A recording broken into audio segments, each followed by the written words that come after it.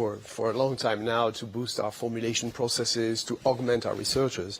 But what we see, the possibilities of Gen AI as it relates to creativity, for example, in its capacity to augment our teams. We are a very creative company. We invent products, we create images, and the capacity to use these models to boost our creativity is phenomenal. And already we are working on some advertising pack shots. We have made the decision not to use fake humans in our advertising, but as it relates to products, to images, we do fantastic things. So I think short term or mid-term, because we need time to train everybody. We've already trained 6,000 people, but we have 90,000.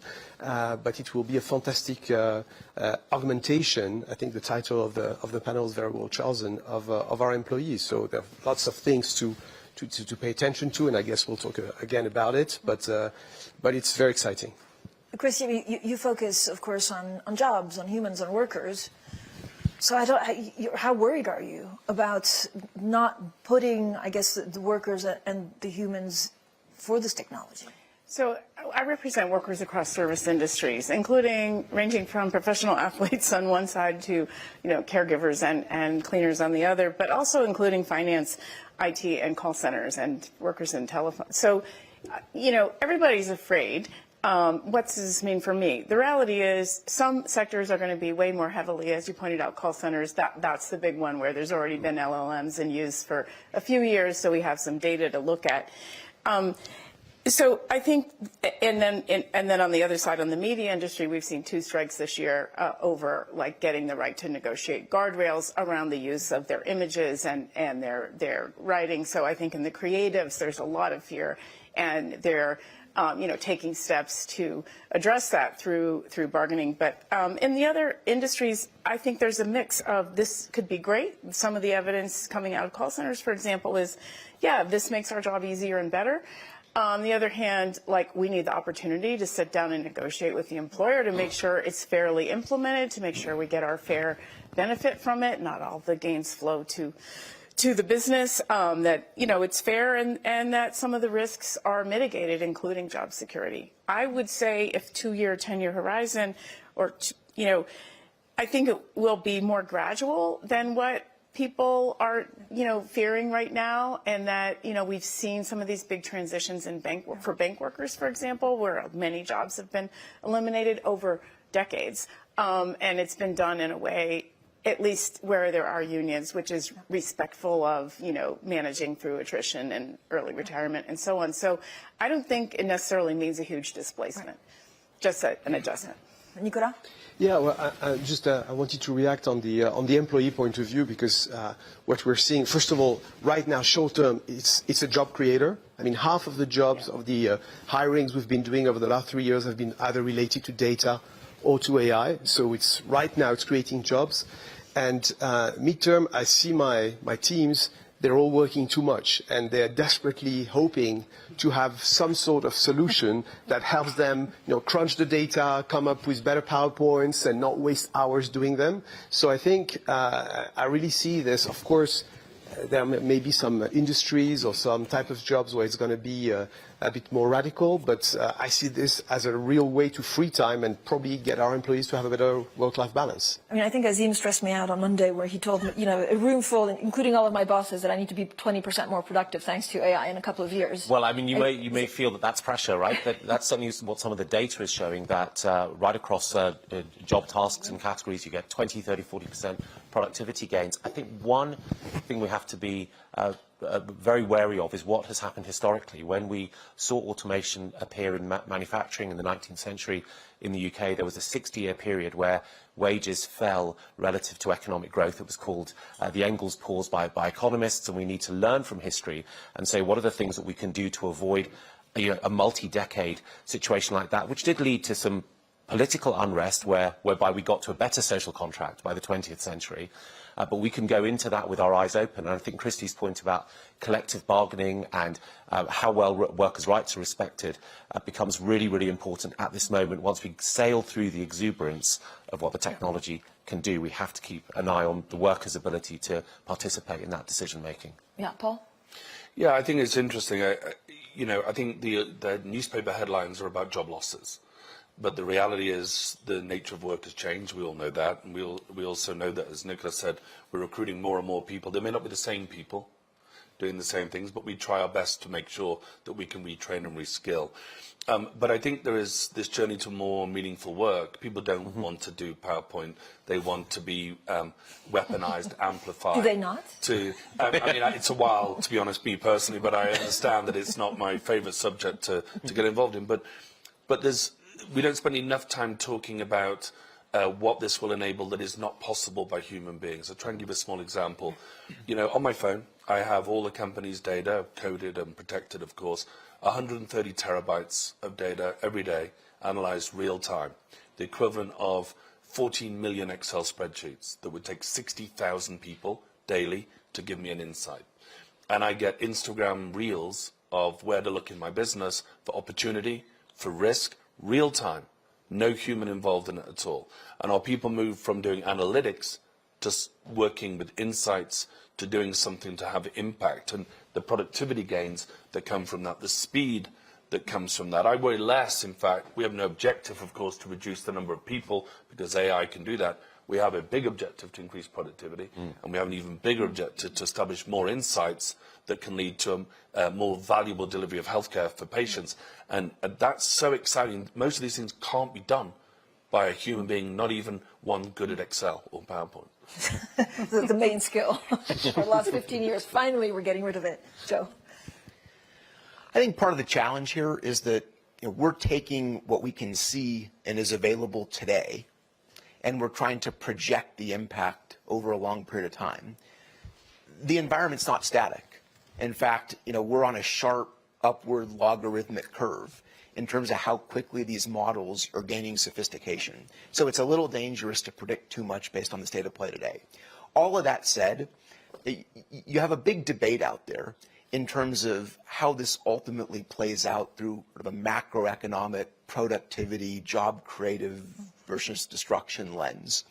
This is going to make work more meaningful.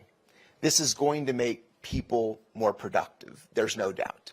This is also going to take some elements that are currently done by people and allow those tasks to be performed by the AI. Now, in every prior wave of technological innovation, there have been far more new roles for humans created than the old ones that were destroyed. That's still the consensus base case here, that ultimately you see more net new job creation. Now, whether it all happens in the same timeline, we certainly don't want a 60-year gap in terms of generations it takes to replace those jobs given the social consequences. But there are some who have expressed a concern that this time is different because the technology is moving so quickly up the curve of human capability that this will not replicate the phenomena of sort of past waves of innovation. And that has a whole host of new consequences associated with it. But sort of the smart money best estimate is that over a foreseeable horizon, this is a net job creator. This makes people's lives better.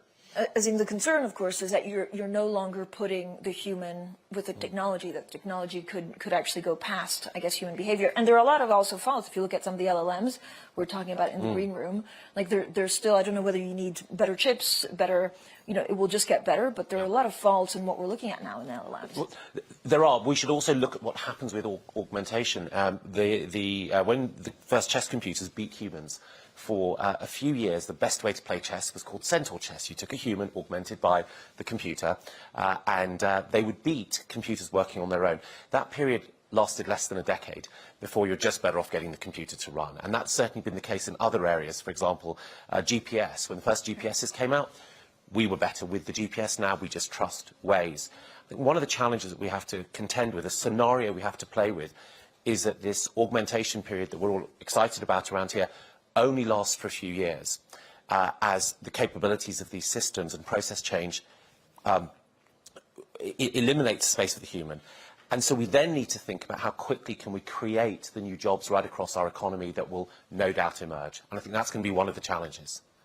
So do we understand, again, so I guess the concern is that it just goes so fast that a lot of chief executives that are not sitting here don't think about this retraining, don't think about actually what the future looks like longer term. Yes, I think they have to think both about the augmentation over the next few years and the possibility that that turns into wide-scale task replacement, and how they're going to create the new roles. Chrissy? Yeah, let me just come in on the point that you made earlier about 20% increase in productivity. There has been a study that was published about a month ago that said by 2030, the average white-collar worker, or 80% of white-collar workers, could do their same job in 4 days than they do in 5. So I think when we talk about jobs, we also have to think about, should we move towards shorter work weeks? And as you pointed out, work-life balance. We use, some of the staff at uni uses ChatGPT, and they're happy to have more time, to get the same amount of work, potentially done in less time. So there's not anybody who doesn't think, wow, I could, do my bullet points more quickly with some support or some other basic simple task. But I do think that going back to the question of the future, we have to be more open-minded about reconstructing a work week as well. I mean, it doesn't necessarily mean that 20% of people lose their jobs. It could mean that we're working 4-day weeks. We don't want to replace that experience from the 19th century, which gave rise, of course, to the Luddites and a whole series of uprisings around the use of technology. We don't want to replace that. We want this to be a win-win, and that's really our ambition, is to make sure workers are embedded in the process and bargaining has a role. Nicolas, 4-day week? Well, it's a bit early days, to be honest, because we're looking in the future, because we're right now in a period where people had started working from home with the COVID. So we brought our employees back to the office, and they have the possibility to work from home 2 days a week. And it's very, very important today, rather than, before talking about 4 days weeks, is to have people work together. Again, we're a creative industry, and I know so many employees and of so many other companies at L'Oréal that have been working from home for months and that have absolutely no attachment, no passion, no creativity. So right now my topic is more than before we get this fantastic benefit from the LLMs and from generative AI to have people to continue to work together. Yet I know that even if you work 5 days a week today, you have very long hours at L'Oréal. And I think that's, as far as I'm concerned, if we can get people to work even 10% less and have more time just to think, to discuss, to spend time at the coffee machine and brainstorm, that would be a fantastic achievement, and I truly believe in that. And I think, just to move to another topic, something we may discuss, and Paul alluded to it, I think this AI, this Gen AI, will also bring fantastic benefits to the consumers in terms of helping them make decisions, helping them treat their health, helping them choose the right beauty products amongst the jungle of products that are there in the market. I think that's a very positive effect of Gen AI. Yeah, and I want to come back to both you and Paul actually to see exactly how you're using it now, right? And because you're dealing with companies with specific. Sometimes it's all a bit theoretic. Joe, can you give us an insight into, again, what sectors right now are using AI or augmentation the most, and whether that will change over time?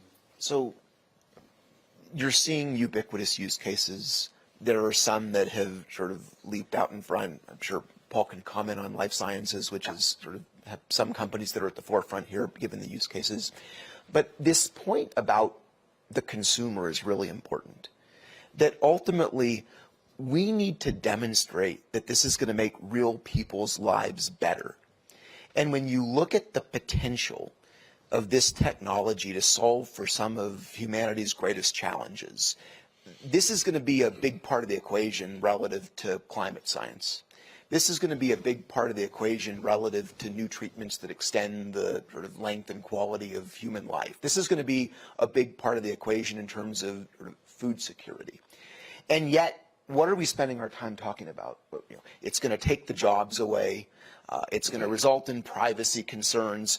We're sitting here sort of riling people up over the risks. And my fear is that we're in a bit of a race here, that we have to win the hearts and minds of society to see that this is ultimately going to be a huge benefit to people, so that we don't let the concerns influence the political and regulatory process so much that too many guardrails are put in place before we ever even get the chance to demonstrate the benefits. Yeah, but we have a whole bunch of elections this year, and if you don't take all the workers with you, as we know, it polarizes. Right. And so you have extreme politics. Yeah, I think it's a balancing act. I think Joe's observation, which is we need to find pragmatic, positive stories about the technology, about the potential of the technology, is really, really important. It's time for a reset about how we talk about AI and augmentation, less about unalloyed fears and much, much more about pragmatic, real steps that improve workers, improve the workday, and improve things for consumers. You know, Christie's vision of the 4-day work week, we can build on that. 40% of Gen Z workers have side hustles. And so how do we start to rethink the nature of the employment contract that enables these young, energized, creative people to work, to allow them to keep on their side show selling second-hand sneakers on Instagram or whatever it happens to be. So we have an opportunity, actually, as part of this technological shift, to stick to some nice positive stories that are practical and also start to rethink that relationship between the worker and the firm. Azim, who gets it right? So, in terms of politicians, again, we need a big thinker, a big regulator. Like, who do you turn to? I mean, I struggle to find the visionary politician who, articulates this well from the major economies. I think some of the smaller economies, turn to Estonia, for example, can talk about the digital transition in a very, very articulate way. But we have experts from other countries who may have a better perspective. Paul, give me a sense, maybe, concretely. So, what does it mean for Sanofi? So in life sciences, there's so much that you can do with, like, if not protein folding, just the advancement of medicine and technology. Yeah, I mean, just before that, I don't think I think there's a lot of discussion about cloud sovereignty and about rules and regulations. Of course, there should be. But I think it's overshadowing the incredible opportunity that we have. And in healthcare, we believe we're the first healthcare company to use AI at scale. We take two approaches. See Alex from InSilico in the audience, who may be the first person to bring a drug through phase 2 that was born out of AI. It's never been done before. I think he's got a shot at it. We may work together on it. We just simply can't imagine enough chemical structures and biological structures to be able to find a solution. And, about 10% of diseases have medicines, which means there's so much out there that we just can't find a mechanism to treat, or we don't understand the pathway. We're changing that. At Sanofi, so we have two types of AI. Expert AI, which is working on structural biology, trying to improve understandings of inflammatory processes to bring relief for people. That's about 6,000 people doing highly bespoke supercomputing, lots of power, lots of GPU work to do things that have never been done before. Then the other 85,000 people in the company are using what I call snackable AI, which is what I referred to earlier, getting nudged to make them more effective. And this is a real challenge for people, because most of my peers in healthcare just want to do pilots. I'm not even sure their use cases at this point. They want to do pilots. They're worried about cyber threat. They don't ever want their data to leave the house. They don't understand federated learning and training algorithms, leaving data in safe places, particularly patient data. Which is kind of fair, Paul, isn't it? I mean, you don't want to just, I don't want my data to be but I think everywhere. I think large language models work because they're large. Yeah. And so one of the interesting things is I've got all Sanofi's data, right? I've got 50 years of toxicology data, and it means that I have a great understanding of what that looks like, and I can use AI to curate it. Isn't it better in healthcare that all the companies put that data together? Now, when you say that, and then we can make better medicines that are safer, faster. The reality is people go, oh, but it's my data. But the truth is, I don't want to see your data. I just want to train my algorithm on your data so that my algorithm is more effective. So I've got more chance. Oh, by the way, you can train yours on my data, because what matters is more medicines get created for patients. And so we have two levels of stress. One is, do companies really adopt AI? I say no, but hopefully they will. And do sectors understand what working together in a pre-competitive space can do to elevate all boats, to do something incredible, certainly in healthcare? Does it definitely help with innovation, or if there's not this competition element to life sciences, does it actually stifle innovation? Because we're looking at the same data. Yeah, but I think, as with any major industries, a lot of people do things that are very similar. It's who does more with it. It normally wins. I think this era of my data is my thing, you find that your data won't be enough to train large enough to get the insights that others that share will get. And I think most people haven't made that leap yet, and we will, because we see it as a competitive advantage. Nicola, can you give me a sense, again, you have a very large company, and you've touched on this. I mean, it goes from like marketing to training to, of course, how you sell. You know, you can match color foundations easier, which I guess is good for the consumer and good for your sales.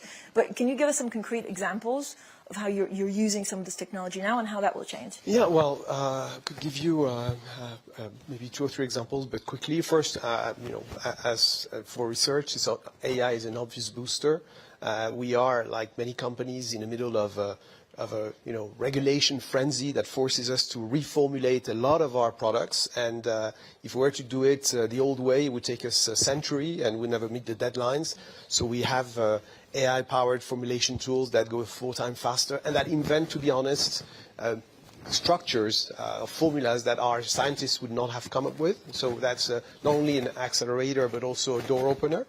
That's internally. And then there's what we do for the consumer. I just come back from the CES in Vegas, where I had the honor to do the opening keynotes. And first of all, I was fascinated by the amount of innovations that were powered by AI, and particularly in the healthcare domain. But as far as we're concerned, for example, we introduced something called Beauty Genius, which is a conversational help for women who need to be recommended a beauty routine that would analyze their face, their hair, and have an exchange, discuss. So it's a human-to-human or human-to-AI discussion, and it's extremely powerful in terms of solving a big pain point for consumers. So you have, on the one hand, the research that power it, and the other hand, how do we make consumer happier? How do we answer faster their calls? Today, it takes us 11 hours on average to answer one of the 18 million queries we had every year. We'll do it in less than 1 hour, and it will be more accurate. So all these things are things that are powered by AI, and we've just opened our L'Oreal GPT to have our safe space for So you're not sharing discussion. I mean, you're not sharing across the industry. We're not sharing. We're not sharing so much, but we have to disagree on a few things. That's why it's a panel. I mean, again, would you know, when you speak to chief executives and do surveys, I mean, do they want to share? I mean, sharing is better, but then it's, you know, if you're competitors, and it's not necessarily a better outcome overall, or is it? So this is new. Like we're in, if you use your baseball analogy, the first inning. The initial reaction is to look inward and protect. So the predominant conversation with clients is, we want to leverage the technology. We certainly want to take advantage of everyone else's data that's been used to develop the public large language models, but then any use of our own proprietary data, we want to stay within the company's own named LLM. So essentially take your proprietary data and layer it on to the available public LLM to customize it. Now, over time, I suspect we will agree that there is societal value in certain use cases to sharing. Now, what mechanism exists between industry consortia, regulators, government stepping in, that if we can demonstrate that we're actually going to create a better healthcare outcome, a greater likelihood of solving some disease by taking patient data across a whole host of different organizations and aggregating it, but you then go to lowest common denominator. What happens if 8 agree to do it and 2 don't? So that brings up the question of the role of governments, the role of regulation. For those use cases where there's such a compelling societal value to sharing. But, Joe, so I spend a lot of time also thinking about climate change and how you have a uniform set of data. I mean, we don't really have a uniform set of data right now, how you collect data, so you can analyze, but you could be analyzing different things. We don't even have a uniform set of data within individual companies. Right. So this is part of the problem, is it's easy to talk at 30,000 feet about all of the potential and all of the use cases. If you look at the state of corporate IT right now, you have a lot of legacy systems, mainframes from decades ago, things patched together in manual processes. That's not a recipe to feed in at scale to a large language model. So we've got to do the hard work to actually modernize the IT environments, and then we can have the conversation around whether we can aggregate across multiple companies under common data standards. Chris, where do you see I guess the most excitement on some of these LLMs and the changes that will go through, either regionally or country by country, or just like sectors? And again, it's different if you're in life science than if you're working in something else. Yeah, I mean, we represent workers and services. So in science, it's clear there's a whole other set of potential that are very exciting. I think in services, right now, there's been very, very little application of Gen AI at scale in large service situations, apart from call centers. So, and that's been studied. We see a little bit in finance and banking, and of course, for the actors and writers in the media sector, putting that apart, because there is a question of using their image and their voice and so on, and that's kind of a different use case than, that's more about ownership and control over image, and I think that's a different issue that has to be dealt with in the context of copyright law and, of course, mixed with collective bargaining. But finance and banking, so we were just having a conversation with also the ECB president. She was saying, how they actually look at data and go through data now is really generated by AI, because it's just easier to go through social media to understand how the consumer's feeling. And so it gives them, they think, better visibility into the data they're looking at.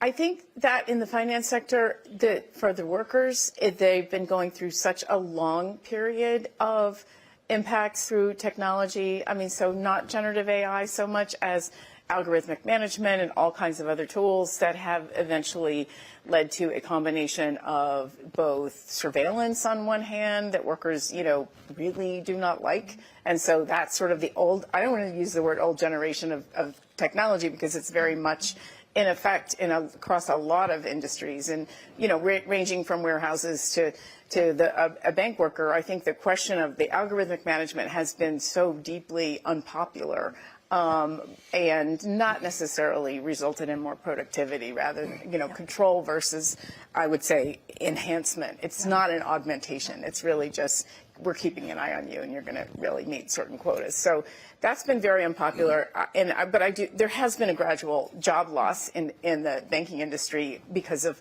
ATMs, for example, leading to fewer bank branches in the developed world, and there's more in others. But so I think in finance, there's not necessarily a view from workers that they've great, we're welcoming this technology. I do think that there is a need. There's a lot of discussion in Europe where there's plenty of unions and works councils and so on to really engage in this process, but it hasn't been isn't this great? It has not been that kind of experience for them. I'm going to go to Nicola in a second, but Azim, can you give us actually what you're worried about? I know you're optimistic about AI and some of the solutions, but there are things, we're very optimistic on this panel, and there are still pitfalls that chief executives, that world leaders and C-suite need to look out for.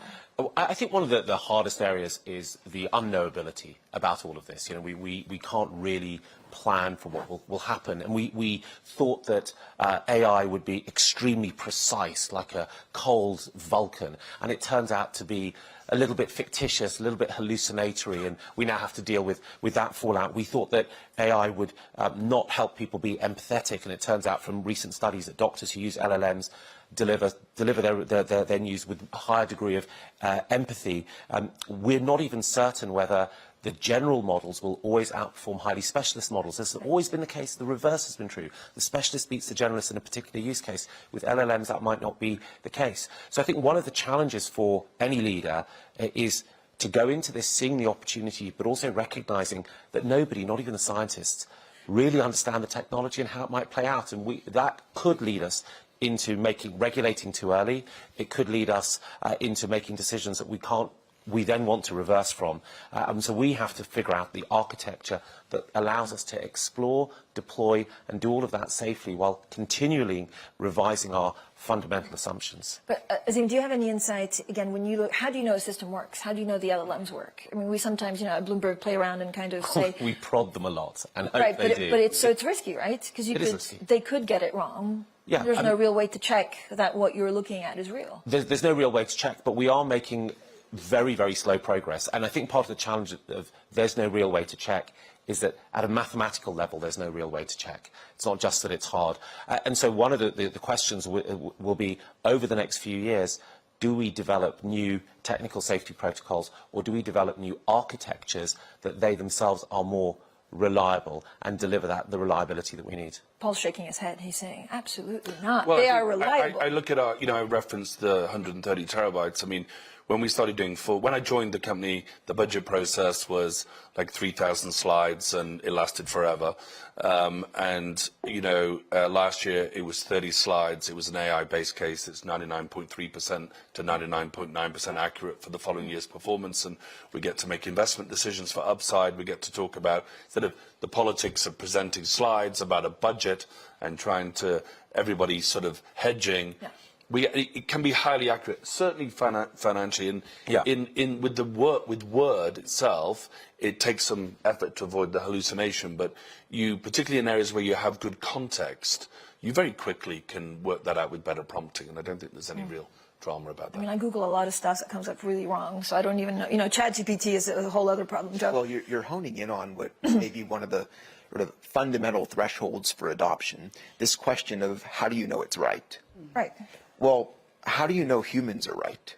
So let's take a use case. Driving a car. Every year, I think the statistic globally is 500,000 people are killed in accidents caused by human beings. If I told you that we had a technology driven by generative AI that would sort of only kill 50,000 people around the world, what would you say? I mean, logically, rationally, one might say, wow, you're going to cut down deaths by 90%. That sounds great. That is probably not human nature. If you went forward and said, we're going to use this technology that's going to kill 50,000 people a year, people generally hold the technology to a higher standard than they hold the imperfections of humans. And so we have a societal issue to navigate relative to what we set the standard at. Are we comparing it to perfection, or are we comparing it to the current alternative, which is a very imperfect human decision-making process? Yes. I mean, I would turn to trusted news sources, right? How do you know it's right? It's like if you're a news organization, you have a number of steps that you need to check, and it's checked by humans. Some of these LLMs, you just don't know. Like, let's say, if I put what's the best makeup brand in the world? L'Oreal. Yeah. What if it doesn't say? What if it doesn't say, right, L'Oreal? Like how? Well, it means that I have to understand why. I have to understand why. But it's true. I mean, we've all read about the hallucinations. So that the capital of Canada is Toronto, because that's what's most commonly found on the internet. I guess we'll have the system will have to learn. But probably one of the questions is, should we at some point tag very clearly what comes from Gen AI rather than not from? I mean, if I take on images, I think it's important. If we have fake interviews from any of us, the next panel was fake Francine speaking and saying horrible things. How do we make sure this is the real Francine? There's still a lot of questions, and frankly, I'm not capable of answering them right now. Especially in elections. Especially in the year of elections. So there are worries, and I think the big question around regulation is, should we regulate the science, which seems hard, or as some panelists have said earlier, should we regulate the use cases and encourage some and try to forbid some? I think that's a big question for the future. Azim actually was really good. So I asked him about hallucinations, like when you Google, when you put something in ChatGPT, and you had a great explanation, which I understand 80% of it, but it's basically the way that the model is done, right? Well, it's just that it learns the sort of underlying concept. So it learns that one top university is like another top university. So likely for you, Francine, if it gets it wrong, it'll put you at another great university. It won't suggest that you did athletics training when you left high school, because that's too far a cognitive leap. Yeah. But I think the scientists are making a lot of progress in dealing with factuality. But I think that we can't be certain as to when those results will be delivered and put into the systems that people are using. So it's different in the science world, I guess. Look, I don't think we can get to the next generation of a golden generation of science without artificial intelligence. I think it's impossible to imagine what's going to happen. It may take time. We all know that, but I think it's extraordinary. Just back to use cases. I'm interested in the driverless car thing. Just to make a quick comment. My daughter lives in San Francisco, and after 10 p.m., between 10 p.m. and 7 a.m., she takes a driverless taxi because it's safer. She would rather be in a fully autonomous vehicle than on her own, because that's an emotional choice and a fear choice. And I think sometimes there's risks of accidents, but there's also, we have to remember the use cases are very different depending where we are. I listened to a defense CEO talking recently about AI, and they said, perhaps Nicholas said, we've been using AI a long time in a lot of industries. But she made this really important comment. She said, because of the role of humans, she said, look, if a missile is launched against the United States, human beings do not respond. AI responds. You can't intercept a missile flying at 5,000 miles an hour with a human being. AI takes over, and AI will defend the United States. If you launch a missile on another country, a human decides. Because AI does not have the moral compass to make the right decision. She said, and we bifurcate how we support two completely different approaches on a very important subject. She said, because one a human can't do and one a human must do. And I just think the world is going to end up a little bit like that. For us in science, humans can't imagine what could be done to treat cancers on their own. And we just have to accept that we're going to break new ground by doing bold things. But do you remember the floating balloon that was over the U.S.? I mean, again, I'm sure before launching, it was a human that decided that actually, let's hold on to see what's so. Yeah. And the Americans didn't see it because humans couldn't process the volume of sensor data that their sensors would produce, right? So they now have to use machines to do a little bit more than that. Yeah. Christy? I mean, when you look, so we have a minute and a half, so I'm going to ask you, all of you, in 30 seconds, what are you watching out for in developments in AI and augmentation over the next 12 months? Is there something that you're excited about that could change? We're really, I think excited, from a worker point of view would not be the right word to use. I mean, I think that, yes, as part of humanity, we are all, it's all exciting. But, the people I represent are, like, anxious to know, what does this mean for me? I think you cannot, and I understand, like, we don't want the anxiety to preclude the progress, if that's the message, of course. But in order for that anxiety not to preclude that process, they need some guarantees, some commitments that they're on that journey together with their employers, that they understand what's happening, there's transparency, they have a role, they have a right, and that they'll be part of the process, both of, avoiding risks, such as they may be, which could be safety, it could, it could be some training that they need and all of that, but also to support deployment. And all the studies, the OECD study on AI came out and said people are much happier where they've been consulted and brought into the process, and they're much more eager to use it. So I think this is where we're at. Like, we want people to be excited, but we have to address the anxiety and the fear of, like, you see these headlines, 40% of jobs. What does that mean for me? So that's, Joe, in 20 seconds, the next 12 months, I'm going to go 20 seconds each to finish this off. Well, at Deloitte, we're all in. I certainly understand the fears. We've seen this movie. Right? We can't stop the technological progress. You mentioned the Luddites smashing this stuff. We've got to embrace it and do it in an ethical, responsible way, but recognize this is moving and it's moving quickly. Yeah. Paul? Look, most people are using AI already. I used to go into the street. I can't believe I did this. I used to walk in the street and put my hand in the air to get a taxi. How random a chance of me getting a taxi is that? I now use Uber because it's more predictable. No, it's here. I think it's leadership, it's training, it's support, it's recognition that we have to find the right rules and regulations. But it's such a privilege to lead a company like Sanofi at a time when AI is the most disruptive it can possibly be. Well, if last year was a year of extreme fears about extremely unlikely outcomes, I think this year we have a chance to have generative, positive, practical conversations about the technology right across society. So that's what I'm looking for in 2024. Nicolas? Well, I think the key question is trust. In the end, we've been talking a lot about it, is how do we ensure that there is trust at every byte, as in terabyte, and that's data privacy, it's the ethics of algorithms. I mean, you're talking about, in my domain, skin color, race. There's lots of biases that we have to work around and to make sure do not happen. So it's we have to make sure to work together to make sure that this great progress, this revolution, doesn't have more downsides. I would add sustainability. You know, the computing power of these Gen AI things is incredible. So everybody's talking about future technical solutions that are going to make this sustainability problem go away, but right now it's there. So it is still, I'm very optimistic and excited, but still worrying. And if I may add one last thing as we're talking about workers, because this is the first industrial revolution for white collars. A lot of blue collars are actually happy. I'm talking about, you know, representing hairdressers here. Hair won't be cut by AI, but they will use AI to make sure you've got the right hair color. So that's fantastic. That's happy world. Thank you so much, everyone, for a wonderful conversation. Thank you.